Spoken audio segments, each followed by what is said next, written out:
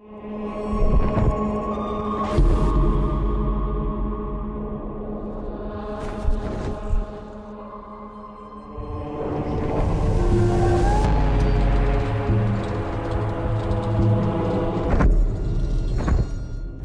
Inferno, there's just nowhere to just hang out. You know, I'm just going to go to the jacuzzi area.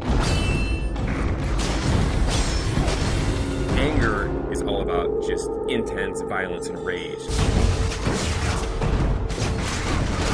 Everything in the world is against you. Cutting limbs off, heads are coming off.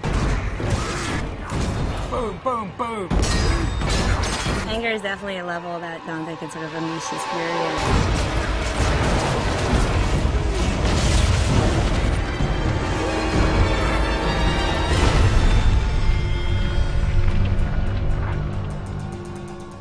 Second-to-second gameplay experiences is really where Dante's Inferno pays off. We have a combination of a multiple set of weapons. We've got Death Sight, which is your big, powerful melee weapon. We've got the Holy Cross that shoots holy magic, and it's a range attack, it's a stun attack. You can do a lot of things with that.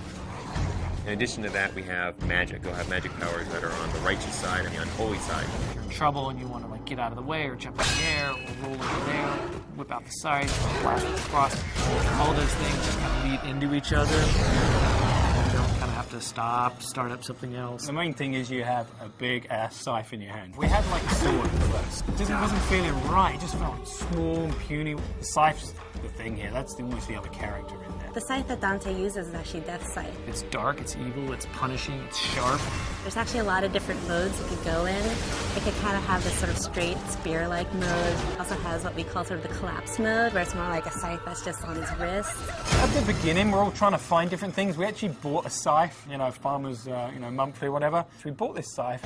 As soon as we got the scythe, it's got the little handles like, no, this ain't gonna work. Sometimes you'll come into work and like you'll go to the kitchen to get coffee and there's just like some guy over there like with a broomstick and he's looking at himself in the mirror like doing this or going. So not only punishing everyone with that scythe, the other part of the combat is you've got the cross as well. The cross primarily is about stunning, pushing back, holding off enemies to buy yourself time. You know, it never really touches anyone physically. It's more about the power that emanates from it. It's a little bit more about crowd control. I kind of liken it to sort of like the Force in Star Wars. It's really used as a great way to either set up a combo or a way to hold them in place while you then beat the shit out of them with the scythe. We really leave it open to the player whether they want to go sort of all in on the holy powers, whether they want to go all in on the scythe powers, or do a mix of both. There's kind of a reason that Dante's got these two weapons, kind of yin and yang. You know, they're dualistic. And that plays out in not just the combat, but in the story as well. That's the whole personality of Dante's Inferno. The most important thing to us was making sure that the combat felt awesome. One of the big things that we wanted to do in Dante's Inferno was really have the game run at 60 frames per second. 60 feels free, it feels fluid. 30 feels like you're drunk.